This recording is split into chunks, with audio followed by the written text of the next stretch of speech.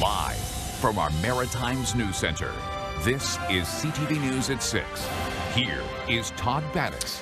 New Brunswick Premier Blaine Higgs says he's prepared to fight an election over his government's changes to the policy involving sexual orientation in schools. It came after a group of PC cabinet ministers and backbench MLAs refused to sit in the legislature over what they called a lack of transparency. CTV's Nick Moore reports on the changes. Education Minister Bill Hogan says students under 16 who identify as trans and non-binary won't be able to officially change their names or pronouns in school without parental consent.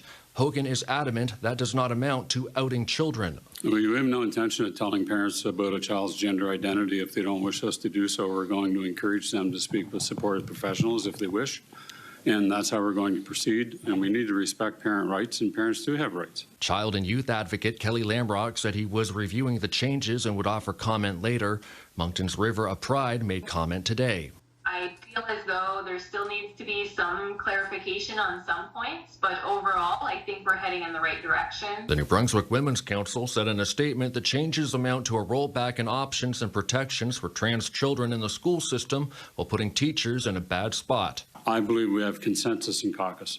You're welcome to ask them whether or not they support it. A short time later, 8 Tory MLAs were absent from question period and then released a statement calling it a protest, that the review process was not transparent. It's always been about the process. The MLAs include Andrea Anderson-Mason, Ross Wetmore, and Cabinet Ministers Dorothy Shepherd, Trevor Holder, Daniel Allen, Arlene Dunn, Jill Green, and Jeff Carr. In the parliamentary tradition, when that happens, you lose the support of significant members of your cabinet, you step down. We've seen that repeatedly over the last 3 or 4 years in the British Parliament, and then they choose a new leader. And that's what should happen here. Instead, Premier Higgs says he's willing to call a provincial election over the review and revolt. Now, all 8 Tory MLAs were back by the end of the day to defeat a Green Party bill which would have banned fracking. Todd. CTV's Nick Moore in the provincial capital tonight. Thank you, Nick. Joining us now is New Brunswick Premier Blaine Higgs. Premier, I guess the obvious question, will New Brunswickers be going to the polls over this? Well, I suppose it's a possibility, Todd, but I'm hopefully that won't be the case, because what we're doing here is really trying to strike a balance and ensure that parents can continue to play a role in their child's future, and particularly in their early years and through primary school and the idea is simply that, having a role for parents and at the same time ensuring a safe space for kids that are vulnerable in the system. And so we're trying to strike that balance. That's what this is about. Clearly, a number of your MLAs are not happy with that. 6 of them cabinet ministers, the 8 of them took the extraordinary measure of refusing to sit over what they saw as a lack of transparency. How do you govern with that kind of dissent within the cabinet? Well, Todd, that's a very good question. That poses a whole other, I guess, challenge because we've had endless discussions within caucus and cabinet on this issue, and it's very sensitive. And as you can see, you know, it's difficult for individuals to take a position one way or another, and it's difficult to have just a discussion on how do we balance it. I think what we're seeing is, you know, the opportunity for us to have very open discussion, make sure parents understand what their kids are being taught and what role they can play to ensure they're supportive. And again, I repeat, not to have anyone that is at risk to be sent home in a family situation that makes that worse, but have the right systems in place and the right counseling in place that both families and children can provide an opportunity to work out the issues, but not hide information from parents. Anyone who's been following this debate, this issue over the past number of weeks might get the impression that this has become a personal issue for you. Has it? And if so, why? Well, Todd, I don't know that it's a personal issue anymore. That I'm a father, I'm a grandfather. I have 5 grandchildren, and when I think about what they are, you know, exposed to in today's world and the opportunities, I think parents need to play a big role in their upbringing and their future. And so what I think in the case here, many parents in our province were unaware of this policy, did not know that it actually would allow teachers to keep information from their child's activity at school. And I say activity in terms of having a different name at school than they would have at home, a name that they felt they had a different gender identity at school than they had at home. So what we're saying is we're just going to find a way to work with professionals, guidance counselors, and let them help us to help the child, but to help the parent as well understand the situation. And then we go from there. So what happens now if a child under 16 wants to be addressed by a different pronoun or name at their school?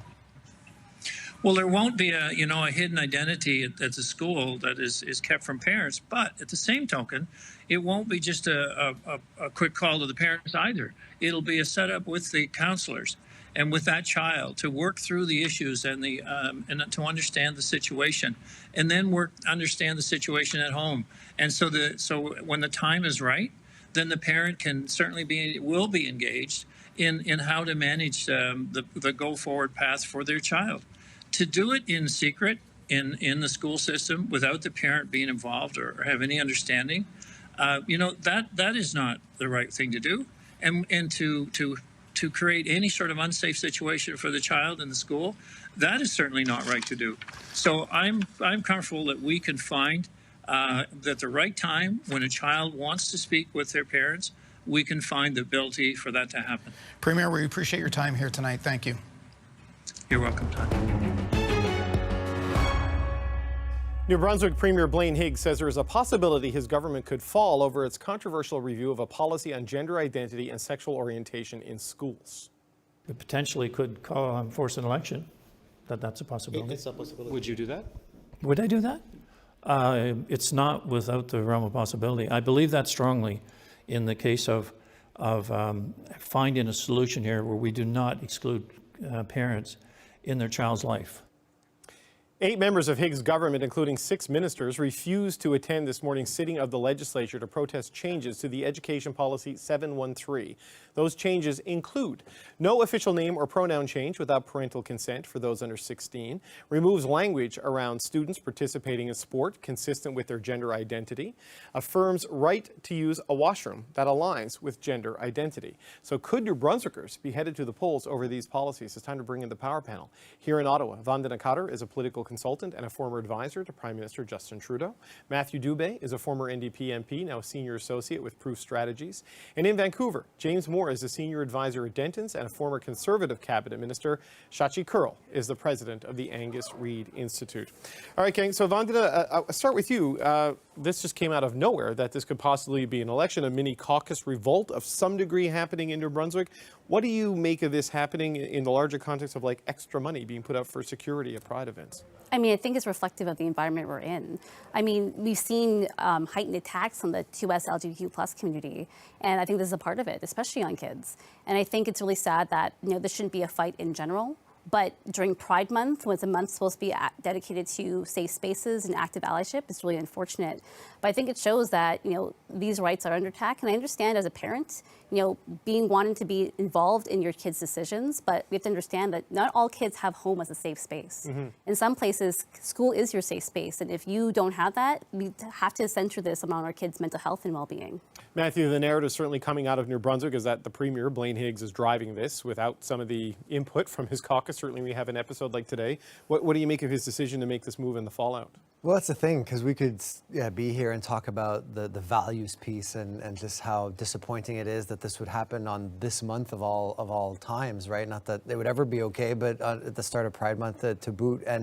But even politically, it's just a bizarre calculation to do something like this. I understand that perhaps you were blindsided, perhaps not, but ultimately you're the party leader, you're the Premier. You think there would be some sense of caucus having such strong feelings over this. So it at minimum is poor caucus management. And then to think that, a Premier who is one of the least popular in the country, according to some of the numbers that we see, would be dying on this hill, just seems really strange. Like it truly does make you wonder if there's a special interest group of some kind or some stakeholder that's putting pressure on this. And the last thing I just wanted to mention is, and I think you had this as a question in your last segment, is how short this has been in place for. 18 months, I think. Exactly, and that's what makes it even more bizarre, is to think that a year and change, and then on Pride Month of all months, we're going to decide to make this change to take effect at a time when school won't even be in session anyway.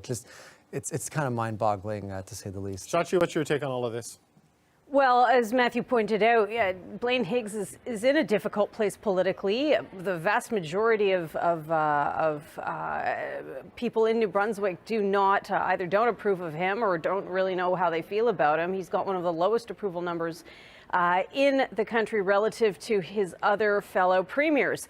I don't understand, to Matthew's point, where the leadership is on this, because if your caucus is that much outside of your own control, as much as, and I'm speaking purely from a political point of view, because children have every right to feel safe and feel welcomed and to feel accepted at school, full stop, end of. No other conversation needs to happen about that.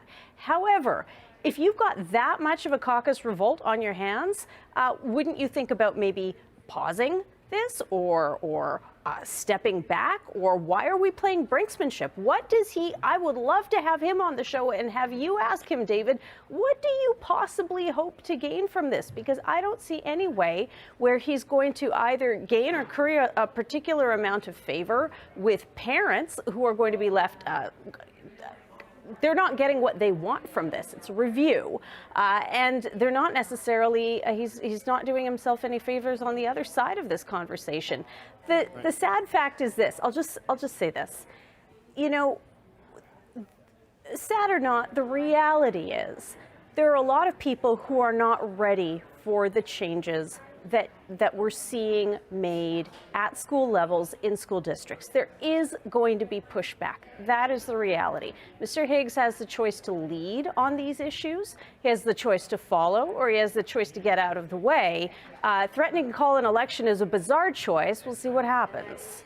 James, you know, it's a conversation. Shachi says the conversation, full stop, shouldn't really be happening, but it is happening more and more right across North America. It's a big part of Republican politics right now in the primary. And here we have New Brunswick Premier Blaine Higgs saying he's willing to have an election over this. I mean, where are we on this? What's your take?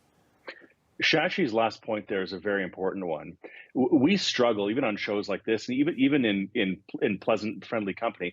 I think a lot of us struggle to find the right language to talk about this issue. You know, I have a son with special needs, and I know that particularly public schools that are more inclusive, that are more open, benefit not just the LGBTQ plus community, but they benefit everybody, including my son. So I'm in favor of finding schools that are safe, accommodating, and tolerant, and celebrating the differences amongst kids, because it's one of the great equalizers in society. That's where I'm grounded in. However, to Shachi's point, that this whole conversation is a very new one. And as you see in some politics in some parts of the world, it is being exploited by the most extreme voices, and that's tragic. So I would hope that Premier Higgs would recognize what's happening in other parts of the world and realize that to blow up this conversation that we're having, which is a very delicate one, which involves the mental health and the physical health sometimes and the well-being of our kids, to blow that up in a political exercise because your caucus isn't held together, I think would be an extraordinarily toxic development to a conversation that I think all of us are struggling to get our grasp of and to move the ball down the field in a way that's constructive for everybody, but especially our kids. You know, Evander, I just want to pull back from New Brunswick and go to the very high level, because John Ibbotson in the Globe and Mail had quite a strong column today talking about this, and he makes the point that transgender or non-binary people make up about 10% of the 1 million people who identify as LGBTQ plus in Canada. So it's a very small percentage of the population, but it has this outsized role in politics right now in the North American context.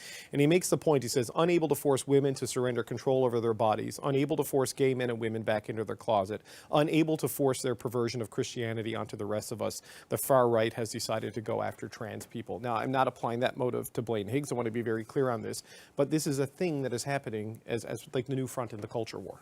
Yeah, this is actually what's happening. And whether you go, you know, Higgs' point, he's not going this far, but elements of this conversation is spilling out to different places. Right. And it's also like magnifying these issues that aren't actually issues at all. You know, people should just, you know, focus on what they're doing in their lives, but they seem so focused on what other people are doing and how it affects them and their values. This seems to be coming off as like, this is a woke culture war, but it's not. It's about how we progress as a society and evolve in our conversations and how we use different vernacular.